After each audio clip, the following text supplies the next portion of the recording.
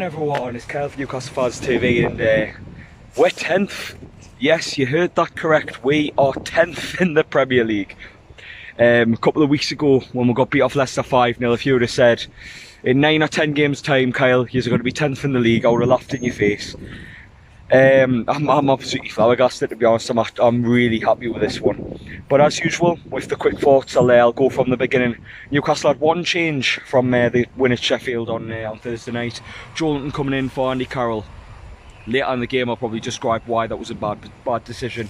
But it wasn't a surprise for me. Johnny called it in the preview, and I think Joelinton, well, obviously Joelinton started. But if you missed the first 60 minutes of this game, you didn't really miss much. So if you were ill, like Paul is, shout out to Paul, if you fell asleep, you didn't miss much. You really didn't miss much. It was a very torrid affair, and it had 0-0 written all over it. The only thing to mention in the first half really was Southampton had a few really good chances, to Dubravka making 2 really good saves just before the half. But that's pretty much it really. We had a half chance. Maximin ran through and tried to square the ball to Almiron, but he kind of got hounded out by 2 or 3 Southampton defenders. But in terms of the first half, that's pretty much it. It was very cold, very cold first half. It's the performance, the weather, everything, just a cold performance. Second half kicks into life though. We go 1-0 down. Fabian Schär came on for Kieran Clark. I don't know if it's a knock. If it is, I hope you're alright, Clark. But the ball goes over the top, and Schär, for some reason or another, just leaves it. It just goes over his head, goes through to Danny Ings. Danny Ings beats Dummett with a turn of pace and slots it past Dubravka, and it's 1-0.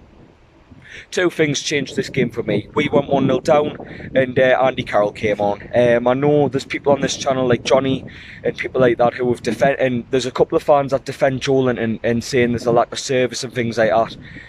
For me, I don't know. I'm starting to really doubt him, to be honest. I don't think he's a centre forward. He was a right midfielder at Hoffenheim, and we're trying to play a right midfielder from a mid-table Bundesliga side up front, and it's just not working. But Andy Carroll comes on, and my God, he changes the game. Within 5 minutes, he's made a massive difference. The ball goes into the box, he heads it down, and Jonjo Shelvey slots it into the bottom corner. That lad's on fire. I mean, when James Maddison scores a couple of goals, when Dele Alli scores a couple of goals, they're shouting England straight away. It's funny how the main press aren't doing that with Jonjo Shelvey. They're not shouting England, but in the form he's in, he's well up for getting in the squad for Euros next year. He's playing really well at the minute, and I think it's a bit reminiscent of when Tiote got the captain's armband a couple of years ago. We're seeing the best out of the player when they're made captain, so it might be something going forward. I know when he was first made temporary captain in Lascelles' place, there was a couple of doubts about him. I had my doubts, but he's shut all up, hasn't he? I mean, I think it's 3 goals in his last 3 games from centre midfield. Can't complain. Unbelievable. And after that, the crowd get behind the players, and St James's Park is rocking, and we're knocking on the door. We'll have a couple of chances, and 10 minutes ago he brings Miggy Almiron off for Sean Longstaff, and I was questioning that a bit because I'm thinking, well, we need a couple of wingers on to get the ball into the box. But as it happens, Sean Longstaff was the one who helped set up the goal. He gets the ball outside the box, he takes a shot at goal, similar to where Matty had his chance against Man United a couple of weeks ago, and the keeper makes a good save. However, he pushes it out to Fernandez, who slots it home. 2-1, absolute scenes, everyone going mental, and Newcastle hold on to a 2-1 win at home. And wow, I'd say 7 points in the last 3 in top 10, 2 points off 5th. I mean, it's just mad, isn't it? I mean, it's just unbelievable. You just don't envisage Newcastle being in the top 10 under Steve Bruce there. But praise for Steve Bruce, I think.